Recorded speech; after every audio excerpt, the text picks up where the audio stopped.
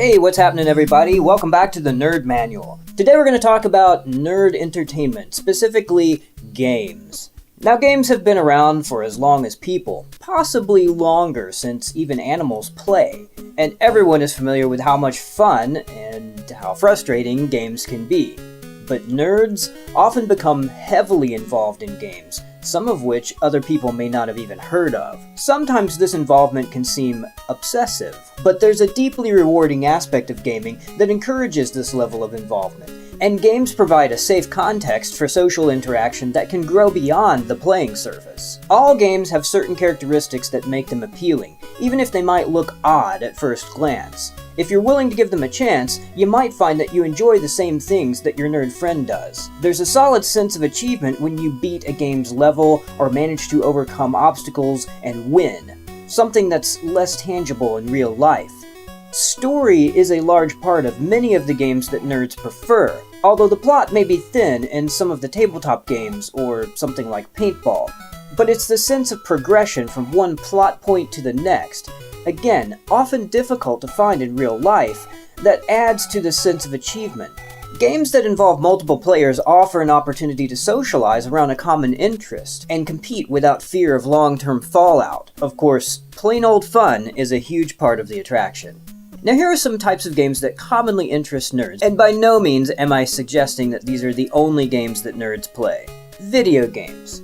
Perhaps these are the easiest things to understand. Nearly everyone's played some kind of video game, whether it's an app on your tablet or a first-person console shooter. If you already like video games, it's easier to get into the games that other people play. Maybe you enjoy World of Warcraft and your nerd is addicted to GTA, and you can each play your own game during game time and not feel like you're ignoring each other. Better yet, you can take turns playing as team players on each game, and show each other what you enjoy about the titles that you love. If you don't know much about video games, it helps to have some basic terminology so you can decide if there might be a game that you would enjoy playing with your nerd. Most multiplayer games can be played cooperatively or competitively. A first-person shooter, or FPS, is a game where the point of view is through or close to the eyes of the main character.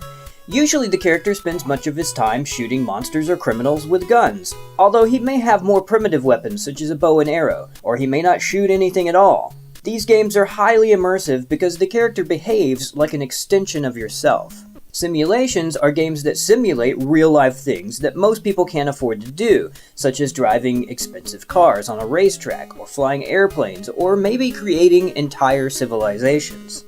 Real-time strategy, or RTS games, allow you to command large groups, anything from troops to short-order cooks, while the computer or other players are also doing this. Typically, these are played competitively.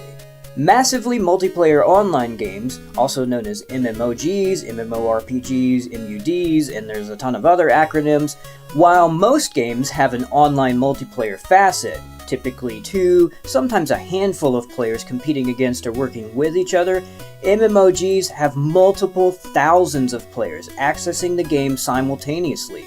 The MMOG that you might have heard of would be World of Warcraft. These games allow nerds to interact with multitudes of people from around the globe. Of course, not everyone plays on a computer. There are tabletop games. These are the games that people played before the internet. You know the big titles: Monopoly, Scrabble, Risk, Battleship, and of course, checkers and chess. But there are tabletop games for everything, from battling with miniature monsters to farming a homestead. They're played using things like boards, dice, cards, spinners, tokens, and even fake money, and can take anywhere from 10 minutes to several hours to play. Usually they don't take long to learn, and you play them face to face, so they're a great way to interact with real people. Role-playing is a more complicated version of tabletop gaming that relies heavily on a well-developed rule system, and of course, player imagination. Role-playing games function more like really good books. They immerse the players in a detailed world that can run the gamut from fantasy to science fiction, ancient history to the far future. And while the rules comprise the backbone of the game, it's the players who bring it to life. Setup can take a lot of time and is actually half the fun.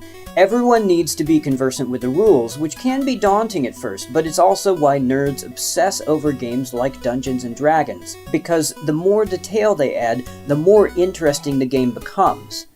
Role-playing is epic. Players don't just play a game, they embark on a campaign, which can last for weeks or sometimes years, although not in a single sitting, obviously.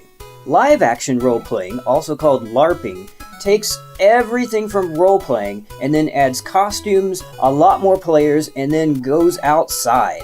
It may look weird, but it's a ton of fun, it's really good exercise, and as a bonus, you get to hit each other with foam swords. Which leads us away from the table completely and into games like paintball.